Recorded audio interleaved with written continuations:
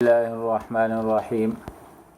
قال الله تبارك وتعالى في كلامه المجيد والفرقان الحميد: لن ينال الله لحومها ولا دماؤها ولكن يناله التقوى. صدق اللہ العظیم. سامعین محترم، قربانی کے حوالے سے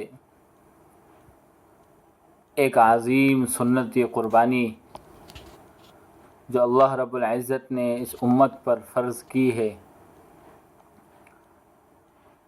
حضرت عائشہ رضی اللہ تعالی عنہا سے روایت ہے کہ رسول اللہ صلی اللہ علیہ وسلم نے ارشاد فرمایا کہ ذی الحجہ کی 10ویں تاریخ یعنی عید الاضحیٰ کے دن اولاد آدم علیہ السلام کا کوئی عمل سوائے فرض اعمال اللہ تعالیٰ کو قربانی سے زیادہ محبوب نہیں، اور قربانی کا جانور قیامت کے دن اپنے سینگوں اور بالوں اور کھروں سمیت زندہ ہو کر آئے گا، اور قربانی کا خون زمین پر گرنے سے پہلے اللہ تعالیٰ کی رضا اور مقبولیت کے مقام پر پہنچ جاتا ہے۔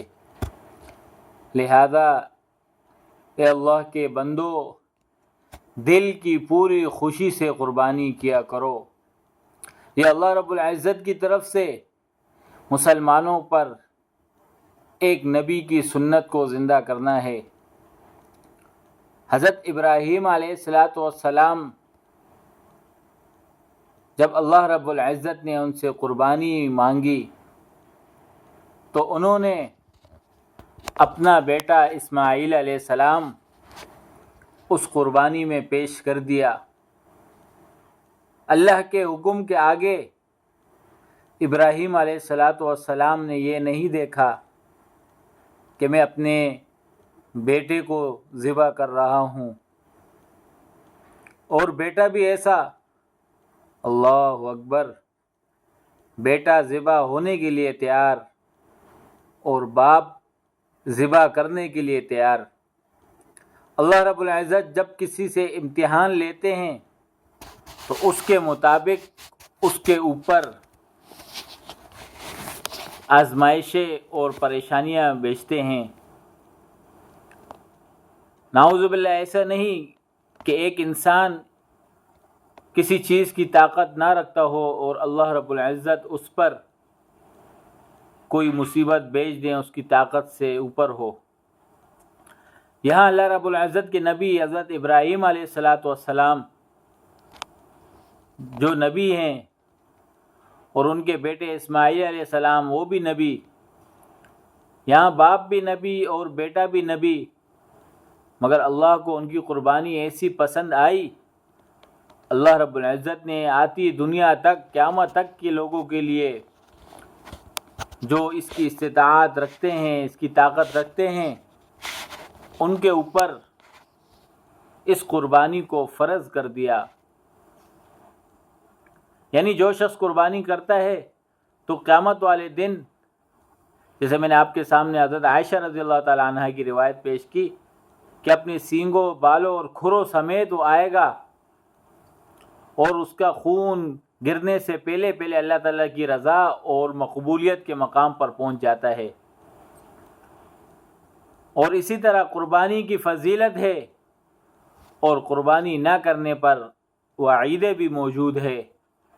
حضرت ابو ہریرہ رضی اللہ تعالیٰ عنہ سے روایت ہے کہ رسول اللہ صلی اللہ علیہ وسلم نے فرمایا کہ جس کے پاس گنجائش ہو اور وہ اس کے باوجود قربانی نہ کرے، وہ ہماری عیدگاہ کے قریب نہ آئے۔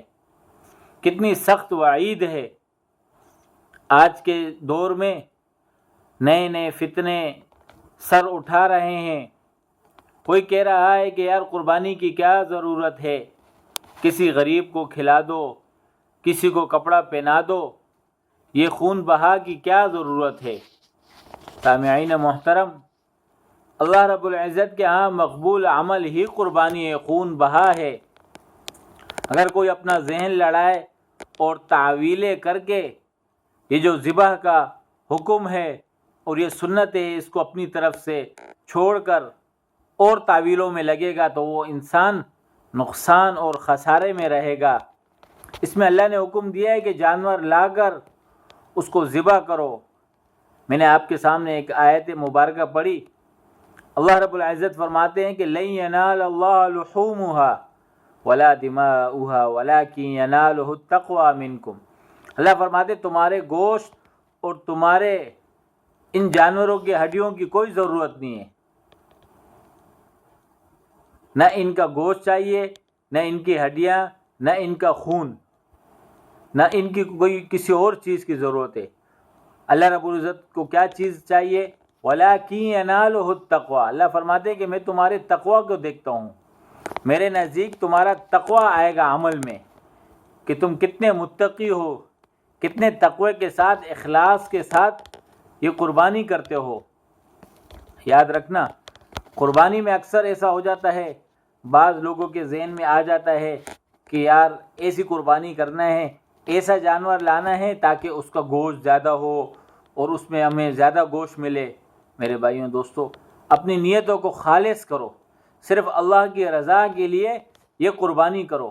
یہ سال میں ایک بار آتی ہے، گوشت تو ہم روزانہ کھاتے رہتے ہیں، مگر یہ ایک ساتھ ایسی آتی ہے، پھر اگلا سال کسی کو نصیب ہو یا نہ ہو۔ تو آپ حضرات کے سامنے قربانی کی فضیلت اور اس کے نہ کرنے والے کے بارے میں جو حضرت ابو ہریرہ کی روایت ہے اس میں وعید بیان کی گئی ہے کہ جو شخص قربانی کی طاقت رکھتا ہے، صاحب نصاب ہے اور طاقت بھی ہے، اس کے باوجود قربانی نہ کرے تو آپ صلی اللہ علیہ وسلم فرمایا وہ ہماری عیدگاہ کی طرف نہ آئے۔ کتنی سخت وعید ہے۔ اللہ مجھے بھی اور ہم سب کو ہر کام اخلاص کے ساتھ کرنے کی توفیق عطا فرمائے۔ انشاءاللہ اگلی نشست میں قربانی کس پر واجب ہے اور قربانی کے کیا مستحب اعمال ہیں، اور انشاءاللہ مختصر موٹے موٹے مسائل عرض کیے جائیں گے۔ اللہ مجھے اور ہم سب کو اس سنت ابراہیمی پر عمل کرنے کی توفیق عطا فرمائے۔ وما علینا الا